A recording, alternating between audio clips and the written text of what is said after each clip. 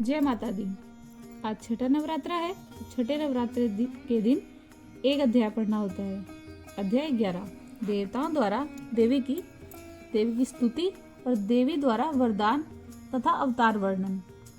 मेधा ऋषि बोले, देवी ने जब शुंभ को मार डाला तब इंद्र और अग्नि सहित सब देवता अपने मुख के तेज से दिशाओं को प्रकाशित करते हुए अभिष्ट लाभ होने से प्रसन्न हो कात्यायनी देवी की स्तुति करने लगे। हे देवी, हे शरणागत का दुख नष्ट करने वाली प्रसन्न हो और सारे संसार की माता प्रसन्न हो। हे संसार की ईश्वरी प्रसन्न हो और जगत की रक्षा करो। तुम चराचर की ईश्वरी हो, जगत की एकमात्र आधार हो, क्योंकि तुम ही पृथ्वी रूप धारण कर स्थित हो तथा हे अनुपम शक्ति से युक्त देवी, जल रूप होकर तुम सारे संसार में व्यापक हो। हे देवी, तुम अतुल्य पराक्रम वाली वैष्णवी शक्ति होकर जगत का पालन करती हो और तुम ही महामाया हो। तुमने संपूर्ण संसार मोहित कर रखा है। हे देवी, तुम्हारी प्रसन्नता संसार में मुक्ति का कारण है। हे देवी, संसार में जितनी विद्याएं हैं वे सब तुम्हारी ही हैं और जितनी स्त्रियां हैं वे सब तुम्हारे ही अंश हैं। तुम अकेले ही संपूर्ण जगत में व्याप्त हो। हे देवी, इसके सिवाय हम लोग क्या आपकी स्तुति करें। तुम सब प्राणियों में स्थित हो। जो कोई तुम्हारी स्तुति करता है उसे स्वर्ग और मुक्ति देती हो। हम किन शब्दों में तुम्हारी स्तुति करें।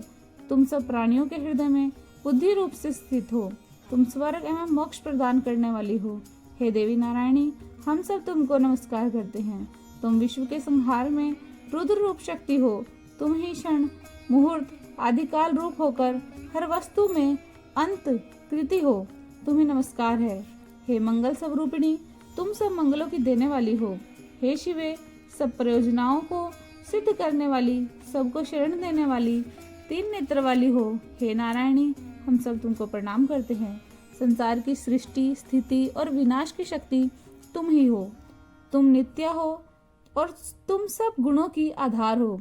हे गुणमयी, हे नारायणी, हम लोग तुमको प्रणाम करते हैं। तुम शरण में आए हुए दीन जनों को दुख से रक्षा करती हो, सबका दुख दूर करती हो। हे देवी, हे नारायणी, हम लोग तुमको प्रणाम करते हैं। तुम ब्रह्माणी रूप धारण करके हंसयुक्त विमान पर बैठ कुशा से जल छिड़कती हो। हे देवी नारायणी, हम सब तुमको प्रणाम करते हैं। तुम महेश्वरी रूप धारण करके त्रिशूल, चंद्र, सर्प धारण करती हो तथा बैल पर सवार होती हो। हे नारायणी, हम लोग तुमको प्रणाम करते हैं। तुम कुमारी रूप धारण करके मोर पर सवार होके महाशक्ति धारण करती हो।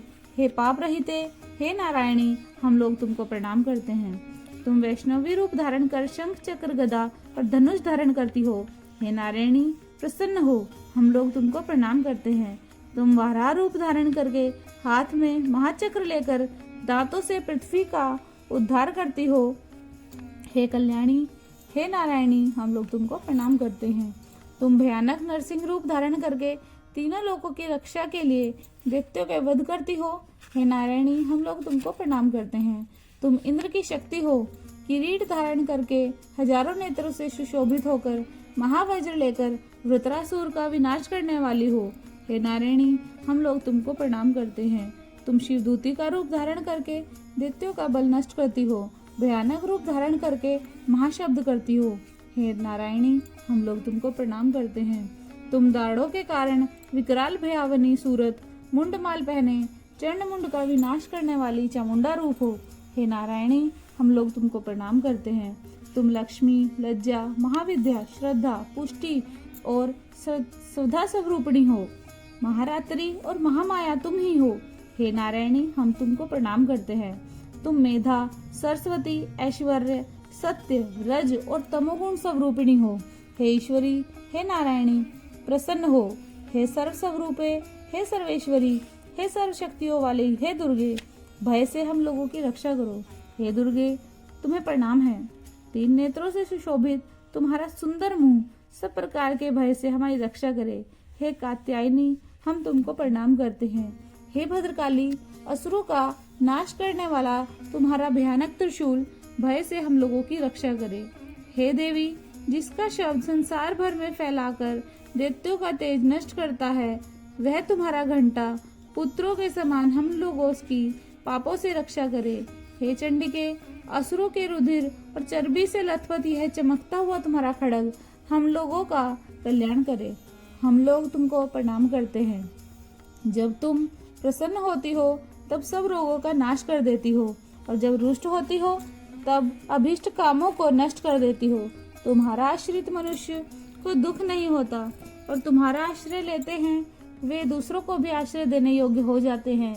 हे देवी, तुमने अनेक रूप धारण करके देशद्रोही असुर का विनाश किया है। यह काम तुम्हारे सिवाय और कौन कर सकता है। 14 विद्याओं, 4 वेदों, 6 शास्त्रों और ज्ञान रूपक दीपक होने पर भी इस संसार को ममता रूपी घोर अंधकार के गड्ढे में तुम्हारे सिवाय और कौन घुमा सकता है। जहाँ राक्षस, विषैले सर्प, शत्रु और चोर होते हैं, वहाँ तथा समुद्र और दावानल में तुम स्थित होकर संसार की रक्षा करती हो। तुम विश्वेश्वरी हो क्योंकि विश्व का पालन करती हो। तुम विश्वात्मा हो क्योंकि विश्व को धारण करती हो। ब्रह्मा, विष्णु और महेश जो इस विश्व के स्वामी हैं, वे भी तुम्हारी वंदना करते हैं। जो लोग तुम्हारे विनीत भक्त हैं, वे संसार को आश्रय दे सकते हैं। हे देवी, जिस प्रकार तुमने इस समय असुरों को मारकर हम लोगों की रक्षा करी है, उसी प्रकार सर्वदा शत्रुओं के भय से हमारी रक्षा करती रहो, और संपूर्ण जगत के पापों को नष्ट करके उत्पात करने वाले विघ्नों को दूर करो। हे देवी, हे संसार का दुख दूर करने वाली, तीनों लोगों के निवासी तुम्हारी पूजा करते हैं। हम लोग बार बार तुमको प्रणाम करते हैं। तुम प्रसन्न होकर हमको वरदान दो। देवताओं की यह स्तुति सुन देवी ने कहा, हे देवताओं, तुम जो वर मांगना चाहते हो सो मांगो, मैं तुमको दूंगी। उससे तुम लोगों का और संपूर्ण जगत का उपकार होगा। देवताओं ने कहा, हे विश्वेश्वरी, जैसे इस समय तुमने हमारे शत्रुओं को मारकर तीनों लोकों की सब बाधाएं शांत की, वैसे ही सदा हमारे शत्रुओं का विनाश करती रहो।